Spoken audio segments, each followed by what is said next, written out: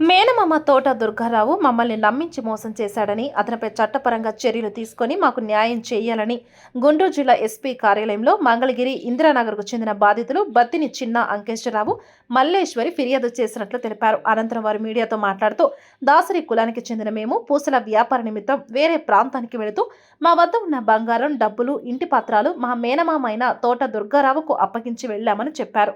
కొన్ని నెలల తర్వాత పని ముగించుకొని ఇంటికి వచ్చిన తర్వాత తోట దుర్గారావును కలిసి తమ కుమార్తెకు పెళ్లి కుదిరింది.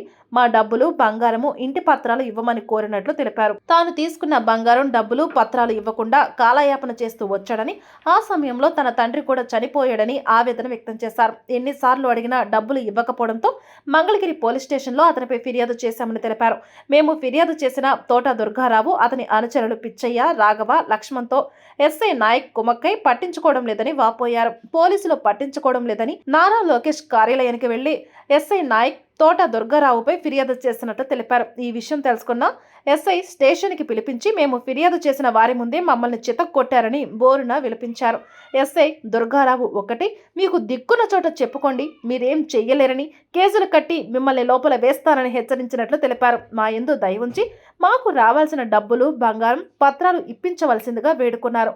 ఎస్ఐ నాయక్, తోట దుర్గారావు వీరిద్దరి నుండి మాకు ప్రాణహాని ఉందని, మాకు రక్షణ కల్పించాలని ఎస్పీని కోరినట్లు తెలిపారు. ఇంద్రానగర్ 5వ వార్డు సార్, మా నాన్న ఇల్లు కొనిచ్చారు సార్.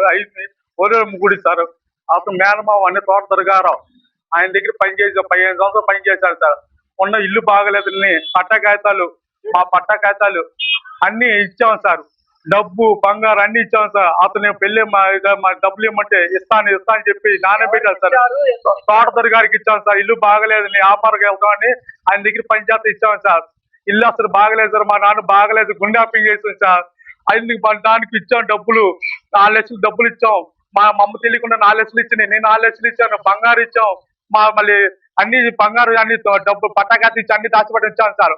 అతను ఉంటే ఇస్తాను బాగలేదు, నాకు వడ్డీ డబ్బులు రాలేదమ్మా, ఇస్తానమ్మా అని చెప్పి నాన్న పెట్టాడు సార్. మా నాన్న చనిపోయాడు సార్. అప్పుడు 2023లో చనిపోయాడు.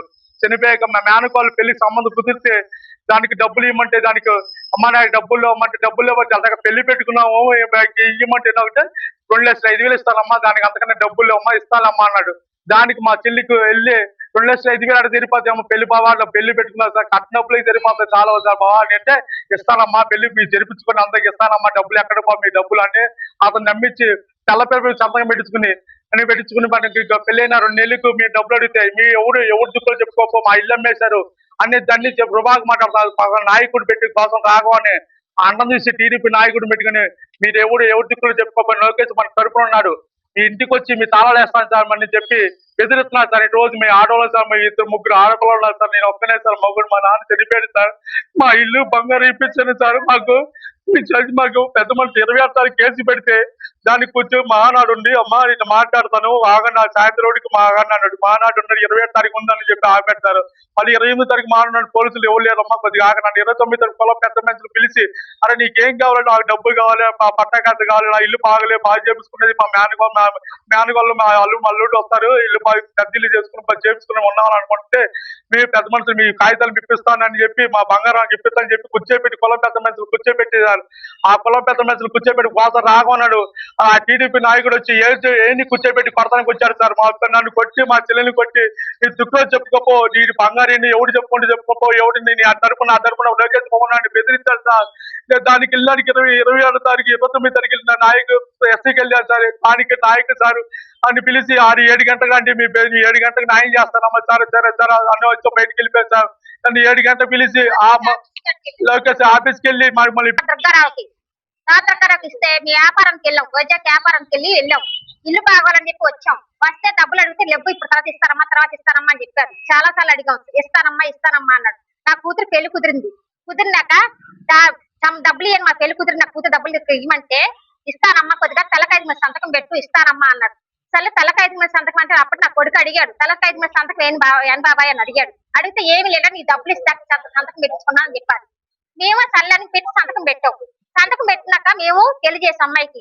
మళ్ళీ డబ్బులు అడిగితే విద్యావి ఇచ్చావా, నాకు ఏమి చేసావా అని చెప్పి గొడవాడి మేము పీక్కోవే ఎవరు వస్తావు తరపులు రారా అని చెప్పి అన్నాడు. రాఘవ గారు పిలిపించి ఇష్ట ప్రకారం రాఘవ చేస్తున్నాడు ఇవన్నీ. బాసల రాఘవ ఎవరు అతను రాజవాణి అతను పీబీసీ ఆఫీస్ లో ఉంటాడు. కోసలోళ్ళి ఆయన కోసలైన ఆయన ఇష్ట ప్రకారం మా మీద ఖర్చు పెట్టుకున్నాడు. ఏమంటుంది మేము ఎప్పుడు ఏ రోజు గొడవకు బాలా నేనంత వాడికి ఆయన ఇష్ట ప్రకారం గొడవకు వచ్చి నన్ను కొట్టాడు. కొట్టినా సరే నేను అనలేక అని చెప్పి వదిలేసుకున్నా. నేను బయట వాళ్ళు కదిలే ఇంట్లో వాళ్ళని చెప్పి వదిలేసుకున్నా. నిన్న మీ పంచాయతీ 25 వరకు కేసు పెట్టావు, ఎవరో చూసుకున్నారా అన్నప్పుడు కేసు పెట్టావు. వెళ్ళి ఎస్ఐ గారు కేసు పెట్టి కేసు తీసుకున్నాడు. తీసుకొని మళ్ళీ 27 తారీఖు వచ్చా. 27 తారీఖు వచ్చినా మాట వినలా. లేరమ్మా వస్తారమ్మా అన్నాడు. 28 వరకు వెళ్ళా. లేరమ్మా మీటింగ్ ఇలా వస్తారమ్మా అన్నాడు. 29 వరకు మా పెద్ద మనిషి కూర్చొని మాట్లాడదామమ్మా నీ అన్ని నీకు బంగారం డబ్బులు ఇంటికి అయితానని ఇప్పిస్తానన్నాడు. ఇప్పిస్తానని కూర్చోబెట్టి మమ్మల్ని పిలిపించి ఇంటికి కొట్టిస్తారు. ఎవరు ఎంత తోట కిరణు వాడు చీను వాడు దుర్గారావు మన్నుడు ఎక్కడ ఆయన పేరెంట్ వెంకట్రావు రాఘవ ఇలా పెద్ద మనుషులన్నీ పార్టీ నాయకులా లేకపోతే పార్టీ నాయకులు బోస రాజు ఒక్కడే. పార్టీ నాయకులు బోసలు ఒక రాజు ఒక్కడే. ఏం పీక్కుంటారని చెప్పి మా ఇష్టపక్కన జాకెట్ చింపేసి నన్ను ఇష్టపక్కన వంక తీసి కొట్టాడు. నాకు ఆఫీస్ టైం దాన్ని 3 నెలలు అయిపోయింది. 2 పూర్తికి 3 నెలలు ఆఫీస్ టైం. అలాంటి దాన్ని వంక తీసి కొట్టాడు. అప్పుడు కేసే గారు చెప్పా ఇలా వంక తీసి కొట్టారు నాకు ఆఫీస్ టైం కుట్లగాని ఎప్పుడు వస్తున్నాయండి చూడండి జాకెట్ చింపేసి అన్నా సరే ఒప్పుకోవాలా. సరే సాయంత్రం మాట్లాడదామన్నాడు. సరే నేను లోకేష్ ఆఫీస్ కాడికి వెళ్ళా. ఆఫీస్ కాడికి వెళ్ళి చెప్పా. ఆయన సార్ చెప్తే సార్ ఫోన్ చేసి చెప్పాడు. చెప్పిన ఎస్ఐ గారు సాయంత్రం మాట్లాడుతూ 7ంటికి రమ్మా అన్నాడు. మళ్ళీ 7ంటికి వచ్చాం. వస్తే ఇష్ట ప్రకారం మాట్లాడి మమ్మల్ని ఎస్ఐ గారు మా అన్నని ఇష్ట